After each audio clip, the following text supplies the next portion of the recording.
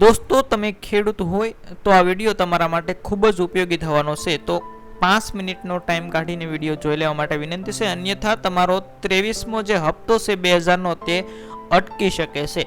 શું કારણો હોઈ શકે છે તેની વાત આપણે નાના એવા વિડીયોની અંદર કરવાના છીએ। પીએમ કિસાન યોજનાનો 23મો હપ્તો અટકી શકે।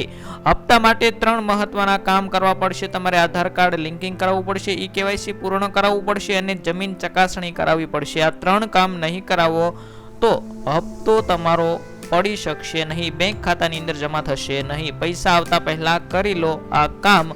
હપ્તો ક્યારે આવશે તેની માહિતી પણ વિડીયોની અંદર આપણે આપવાના છીએ, તો દોસ્તો વિડીયો પૂરો જોવા માટે વિનંતી છે। વિડીયો પસંદ આવે તો દોસ્તો લાઈક કરી દેજો, અમારી ચેનલ હસમુખ MCS વાલેને શેર કરવાનું ભૂલતા નહીં। દોસ્તો વિડીયોની શરૂઆત કરીએ પહેલા ખાસ કરીને એક વખત દોસ્તો લાઈકનું બટન જરૂરથી દબાવી દેજો, કેમ કે કિસાન યોજનાની નવી માહિતી આવી છે અને એ નવી માહિતી હું તમારા સમક્ષ રજૂ કરવાનો છું।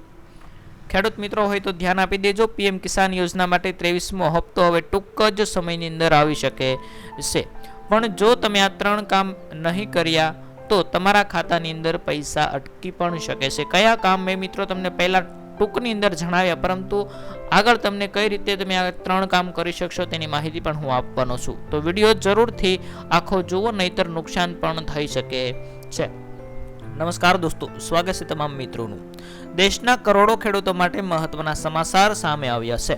ભારત સરકાર દ્વારા ચલાવવામાં આવતી પ્રધાનમંત્રી કિસાન સન્માન નિધિ યોજના એટલે કે પીએમ કિસાન સ્કીમ એટલે કે પીએમ કિસાન યોજના આપણે કહીએ છીએ, તેના હેઠળ દર વર્ષે ખેડૂતોને 6000 રૂપિયાની સહાય આપવામાં આવે છે। હવે ખેડૂતોની રાહ એ છે કે આગામી 23મા હપ્તાની જે હપ્તો ક્યારે આવશે તેની તારીખ જાહેર થઈ છે કે નહીં। તો માહિતી અનુસાર દરેક હપ્તો લગભગ 4 મહિનાના અંતરે આપવામાં આવે છે। તે પ્રમાણે આપણે ગણતરી કરીએ તો 23મો હપ્તો જૂનના અંતમાં, તો હાલ જૂનનો અંત શરૂ છે, અથવા તો જુલાઈની શરૂઆતની અંદર હપ્તો આવી શકે છે। તો મિત્રો આવનારા અઠવાડિયાઓની અંદર આ હપ્તો તમારા ખાતાની અંદર જમા થશે, પરંતુ સરકાર તરફથી હજુ સુધી કોઈ સત્તાવાર તારીખ જાહેર કરવામાં આવી નથી। જો તમે સમયસર કેટલીક જરૂરી પ્રક્રિયા પૂર્ણ નહીં કરો તો તમારો હપ્તો અટકી શકશે તેવું પણ સરકારે જાહેર કરી દીધું છે। દોસ્તો જે લોકોએ એક પ્રક્રિયામાંથી પસાર થવાનું છે, આ પ્રક્રિયામાંથી પસાર નહીં થાય તો તમારો હપ્તો અટકી શકે છે।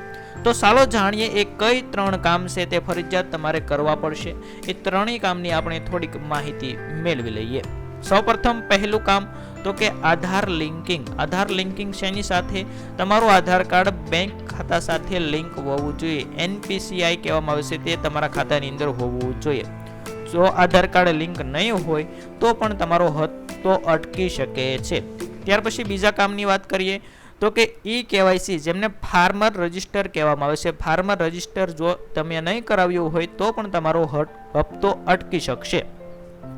સરકાર શ્રી દ્વારા કહેવામાં આવ્યું છે કે ઈ કેવાયસી ફરજિયાત બનાવવામાં આવ્યું છે, તેમના દ્વારા ખાતરી થાય કે યોજનાનો લાભ હકીકતમાં સાચા ખેડૂત સુધી પહોંચે છે કે નહીં તેની ખાતરી સરકાર કરશે અને પછી જ તમને હપ્તો આપશે। તમે ઈ કેવાયસી તમારા નજીકના CSC સેન્ટર પર જઈને કરી શકો છો, અથવા તો પીએમ કિસાન ઓફિશિયલ વેબસાઇટ પર જઈ તમે સેલ્ફ એટલે કે તમારી જાતે પણ કરી શકો છો, અથવા તમે CSC સેન્ટર હોય, ગ્રામ પંચાયત હોય, ત્યાં જઈ તમે તમારું કેવાયસી પૂર્ણ કરાવી શકો છો। અને ત્રીજું અગત્યનું કામ જમીન ચકાસણી। યોજનાનો લાભ મેળવવા માટે જમીનની વેરિફિકેશન પણ જરૂરી છે। તમારા ખેતી લાયક જમીનની માહિતી યોગ્ય હોવી જોઈએ। જો આ પ્રક્રિયા અધૂરી હશે તો હપ્તો મોડો પડી શકે છે। તો આ 3 પ્રક્રિયામાંથી તમારે મિત્રો પસાર થઈ જવાનું છે, એટલે તમારો હપ્તો છે સમયસર આવી જશે। તો મિત્રો વિડીયો પસંદ આવે તો વિડીયોને લાઈક કરી દેજો। 23મો હપ્તો સમયસર મેળવવા માંગતા હોય તો આજે જ 3 કામ પૂર્ણ કરી લેજો, અને વધુ સરકારી યોજનાઓ અને તાજા સમાચાર માટે અમારી ચેનલ હસમુખ MCS વાલેને જરૂરથી સબસ્ક્રાઇબ કરી દેજો અને સાથે જોડાયેલા રહેજો, જેથી તમને પળપળની અપડેટ અહીંયાથી મળતી જશે। ફરી મળશું દોસ્તો નવા વિડીયો સાથે।